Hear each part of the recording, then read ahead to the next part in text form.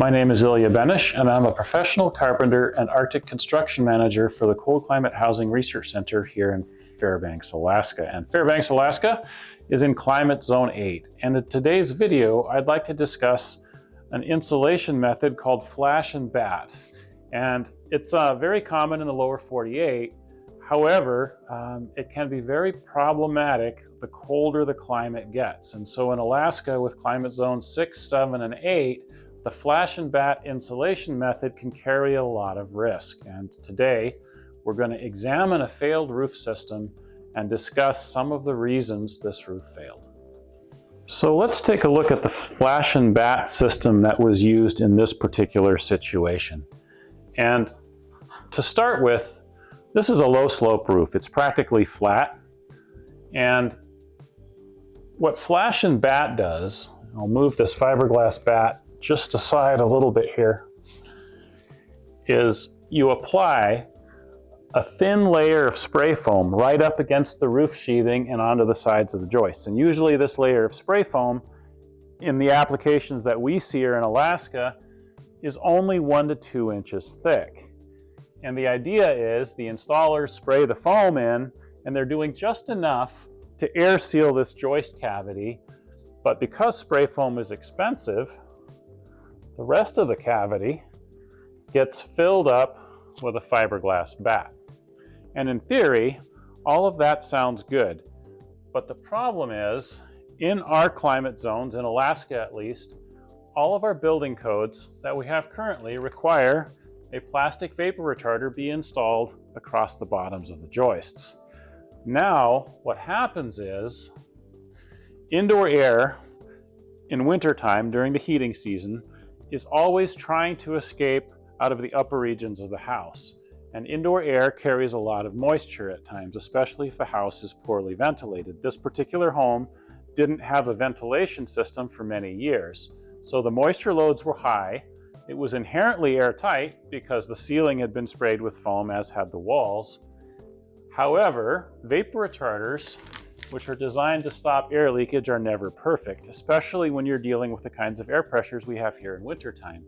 So moisture-laden air escaped up into this ceiling, and you can see here, as evidenced by the dust deposits that the air leakage brought into this joist bay, that air was getting onto the cold side of the vapor retarder. Now what happens here is as the indoor air, moisture-laden indoor air, travels through this insulation, it cools, and suddenly it can no longer hold the same amount of water vapor.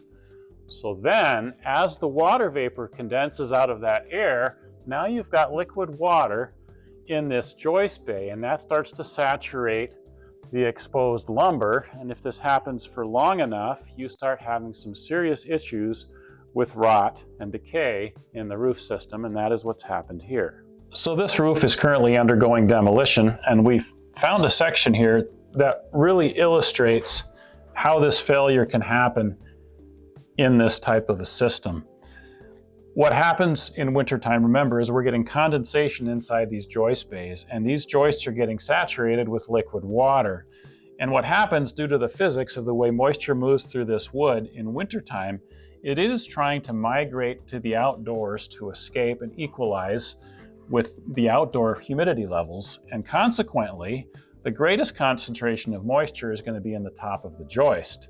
But remember, the top of the joist is encapsulated in foam.